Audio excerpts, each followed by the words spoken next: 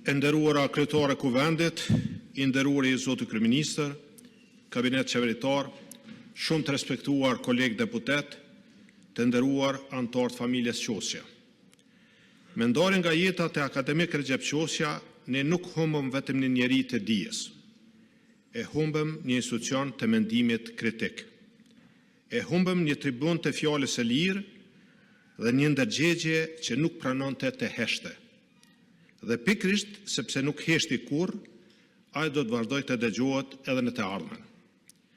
Akademik Recep Qosja nuk ishte vetëm një rrethimtar i kohës sonë.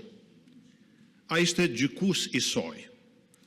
Nuk ishte vetëm shpjegues i letërsisë, historisë apo politikës, por sfidues i tyre. Nuk ishte as produkt i rrethonave kohore, por ishte kundërshtim i tyre. Dhe në një midis që shpesh njeriu kërkon rehati, ai zgjodhi shqetësimin. Në një politikë që shpesh kërkonte kompromise, ai zgjodhi të vërtetën. Dhe në këtë shoqëri që shpesh harron, ai zgjodhi kujtesën. Këto nuk ishin zgjedhje të lehta, ishin zgjedhje me çmim të lartë. Të nderuar kolegë, në veprën e tij populli ndaluar, që sot e rikujtova duke ardhur këtë son solemne, ai nuk shkroi vetëm për një popull të mohuar, por shkroi edhe kundër vetë mohimit. Akademik Recep Qosja na mësoi se pushteti më i rrezikshëm nuk është ai që ndalon trupin, por ai që pushton mendjen. Sepse robëria më e thellë nuk është ajo që shihet, por ajo që pranohet. Dhe ai nuk e pranoi kurrë. I vetëm disa herë, i kundërshtuar shpesh herë, por asnjëherë i lëkundur. Ai ishte polemist, por jo për të ndarë. Ishte polemist për të pastruar mjegullën e gënjeshtrës. Ai ishte kritik, por jo për të rënuar. Ishte kritik për të ndërtuar të vërtetën.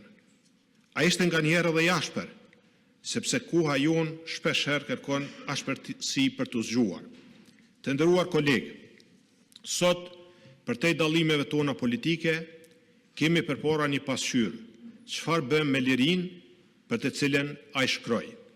A ngritëm debatin në nivelin që ai kërkonte? Apo mbrojmë të vërtetën me guximin që ai e jetoi? Si kryetari i Partisë Demokratike, por mbi të gjitha si pjesë e kësaj shoqërie që ai sfidoi dhe deshti njëkohësisht, ndjej detyrimin ta them: nderimi më i madh për akademik Recep Qosjen nuk është vetëm fjala sot, por standardi ynë nesër. Sepse figurat e tilla nuk kërkojnë lavdi, ato kërkojnë vazhdimsi. Ngushëllimet më të sinqerta familjes Qosja, dhimbja juaj është edhe jonja. Kosova sot është më e varfër në prani, por më e pasur në trashëgimi. U pret në poq akademik Recep Qosja, lavdi mendimtarit që nuk u përul kurrë. Faleminderit.